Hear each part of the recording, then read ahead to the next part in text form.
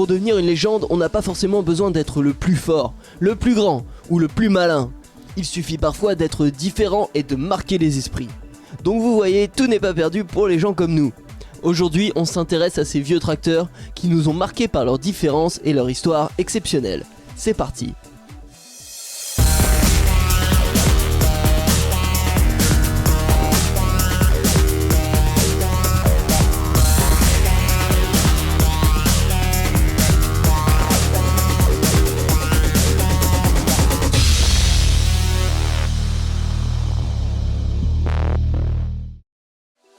Le Bisomtrac. Vous ne le connaissez peut-être pas, mais le Bisomtrac est un tracteur fusion. C'est-à-dire que c'est littéralement deux tracteurs en un. Vous connaissez le film The Tractor Centipede ? Bref, pour répondre à un besoin de puissance, quelqu'un a eu l'idée saugrenue de coller deux tracteurs l'un derrière l'autre, et ça a marché.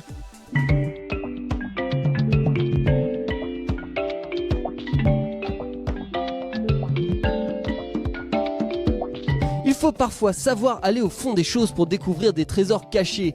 Et celui-ci était caché derrière les moissonneuses-batteuses. Le Bisomtrac, tracteur de légende à la conception surprenante, possède une histoire étroitement liée à celle de la famille Lermite. Christian Lermite, bonjour. Bonjour. Christian, je suis très honoré, très fier d'être ici parce que ce tracteur, j'en ai beaucoup entendu parler, je le découvre, je suis dans la cabine. Il faut que vous me racontiez l'histoire, l'origine, d'où est partie l'idée. C'est votre papa qui a inventé ce tracteur. Voilà. Donc c'est venu au départ d'une demande client.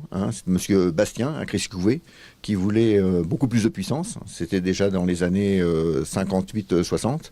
Donc ça a démarré avec 2 Somme 40. Et à l'époque, il y avait donc 40 chevaux. Donc il a voulu mettre deux tracteurs l'un derrière l'autre, comme si on les mettait déjà d'ailleurs avec une chaîne. Et donc on les a attelés au départ l'un derrière l'autre pour faire donc le Bisomtrac. Et d'année en année, les perfections, on en a vendu à peu près entre 12 et 15. À chaque fois, mon père, qui était assez inventif, il les modifiait. Et donc on est arrivé à ce dernier modèle, c'est-à-dire deux tracteurs 1000, donc 200 chevaux.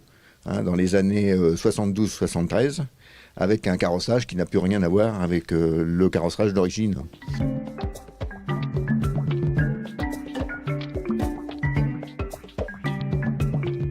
Quand je regarde, celui-là, il a fait 16 heures, 7000 heures, c'est presque 8000 7984 heures. Donc on l'a récupéré, nous, par le biais d'un de nos agents, la SIAM, qui l'avait repris. Et qui nous l'a proposé à la vente avant tout le monde. Et donc, à l'époque, avec mon cousin, donc on l'a, comme c'est le dernier, et comme souvenir, on l'a récupéré. Voilà.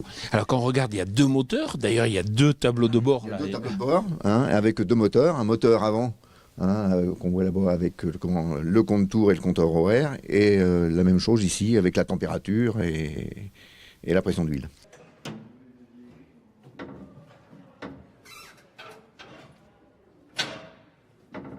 J'ai l'impression que quand on veut débrayer, il faut être musclore. Quand on veut débrayer, naturellement, là, les deux moteurs, on peut fonctionner avec un seul moteur pour les petits déplacements, mais après, en charge, dans le champ, on fonctionne avec les deux moteurs. Donc, quand on débraye les deux embrayages ensemble. Et pour les vitesses, c'est pareil, avec un jeu de levier. On fait marcher donc les vitesses, moyenne, lente et rapide. Et puis la marche arrière, avec, donc ça c'est des groupes, avec les vitesses sur le côté droite, 1, 2, 3, 4.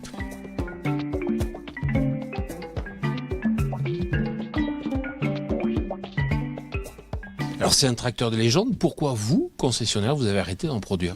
Eh bien parce qu'à l'époque, comme il y avait beaucoup de... c'était une demande de puissance, il nous fallait absolument une demande de puissance jusqu'à ces années, et après en 73, et on a repris donc la concession, la carte John Deere, et la carte John Deere nous permettait d'accéder à des tracteurs articulés, et voire à des tracteurs de 150 chevaux à deux roues égales, voire 4 roues, donc 2 hydrauliques.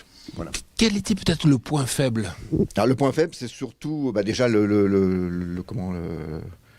conduite, parce que c'est pas facile à conduire, la dureté des organes, et puis le relevage. Ça c'est le gros défaut, c'est-à-dire qu'on a un relevage d'origine, c'est le relevage du 1000, et si on avait voulu produire ces engins, il aurait fallu refaire un relevage beaucoup plus fort.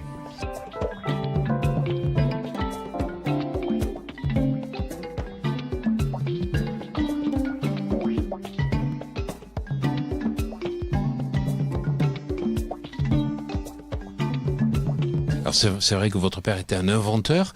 Vous aussi, vous aimez bien la technique. Et puis j'ai vu que Paul aussi, votre fils. Paul aussi aime la technique, puisque c'est celui qui reprend ma suite. Et puis il est passionné aussi par la technique. Mais aujourd'hui, bon, les heures de main-d'œuvre, etc., sont trop chères. On n'est plus au siècle de la construction. Hein, on est un peu plus au siècle du suivi client.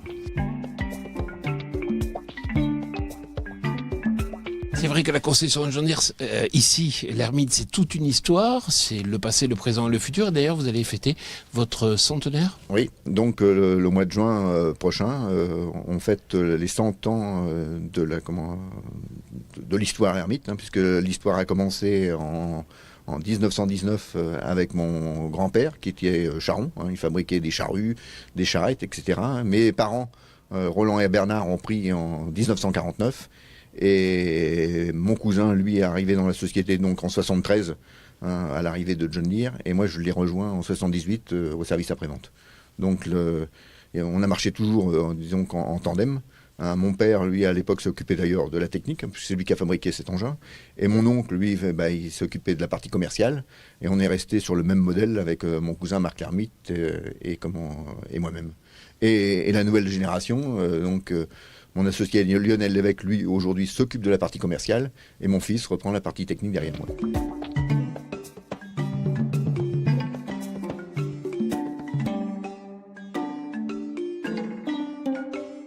En tout cas, félicitations à toute la famille, c'est une super aventure. Merci.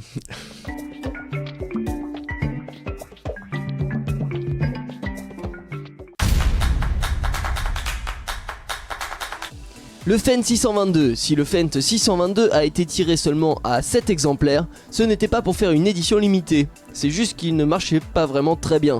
Comme quoi parfois l'inutile peut devenir exceptionnel, on vous en parle. On vous parle aussi du tout premier tracteur Fendt. Et oui, quel meilleur moyen de rentrer dans l'histoire que d'être le tout premier de sa catégorie. Jeff nous amène dans ce véritable musée. C'est votre père qui a, comme ça, conservé un grand nombre de tracteurs. Oui, mon père, il a un hobby, il s'est collectionné des vieux tracteurs Fendt. Il a tous les modèles du début jusqu'à 1985.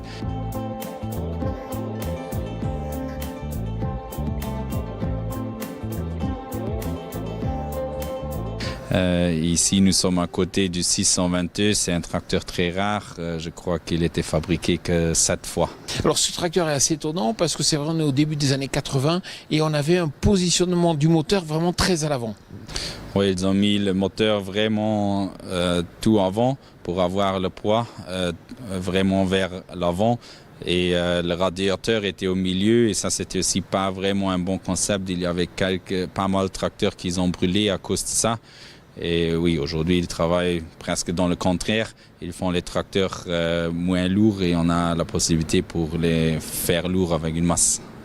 On aurait pu passer 3 jours au milieu de la collection de Jeff, mais on n'avait pas 3 jours. Alors Jeff nous a directement amenés au fond du hangar, près d'une de ses pièces préférées.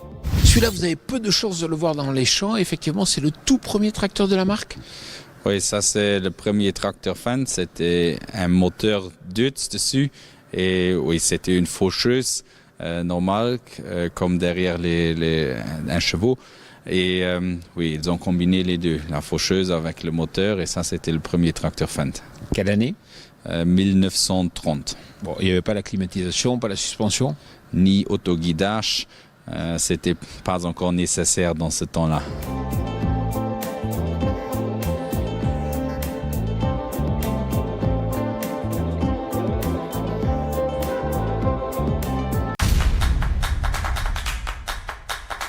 Le Fendt Xylon, encore un Fendt, et celui-là est encore en service et fait largement ses heures.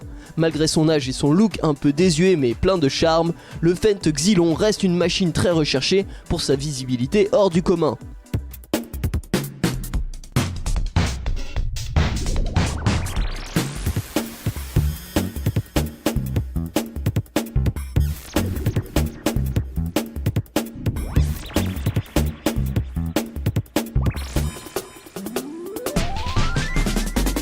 Le Fendt Xylon est un tracteur qui a été produit entre 1995 et 2004. Il développe une puissance de 147 chevaux pour 5,42 m de long sur 3,07 m de large. Sa particularité, c'est bien sûr l'absence de moteur à l'avant qui offre au conducteur une visibilité hors norme.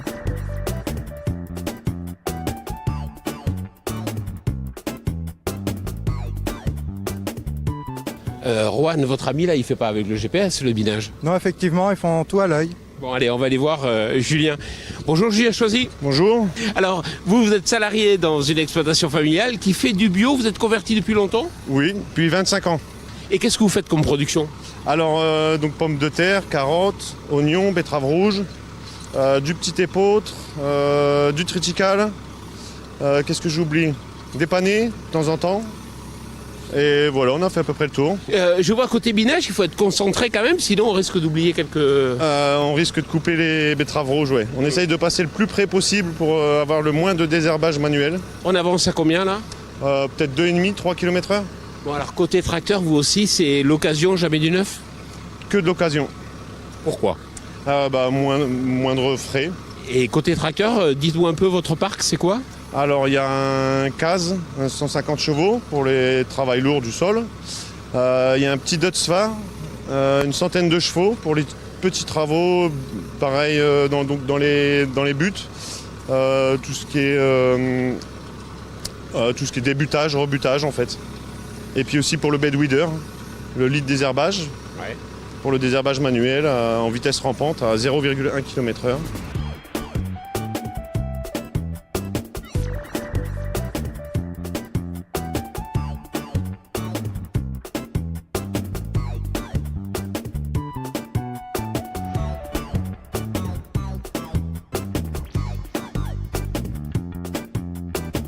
Et on voit d'ailleurs à côté, là, c'est des carottes, c'est ça, ils sont en train de désherber à la main et il n'y a pas d'autre solution? Exactement, non, on n'a pas d'autre solution. Au niveau des routes, nous on nettoie entre les routes au maximum.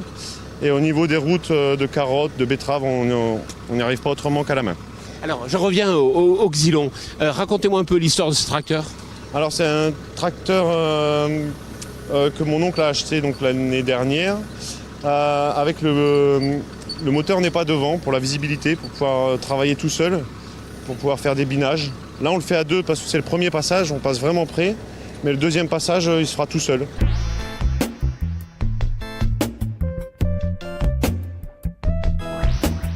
Bon, allez, on vous laisse travailler parce qu'il faut être concentré. Merci beaucoup, Julien. Mais je vous en prie, avec plaisir. Bonne journée.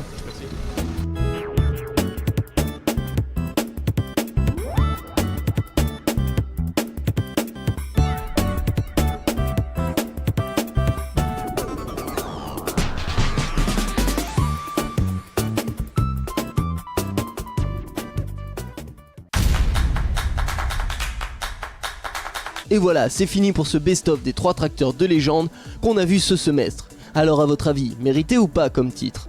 Dites-nous ce que vous en pensez sur nos réseaux sociaux. A très vite pour une nouvelle émission.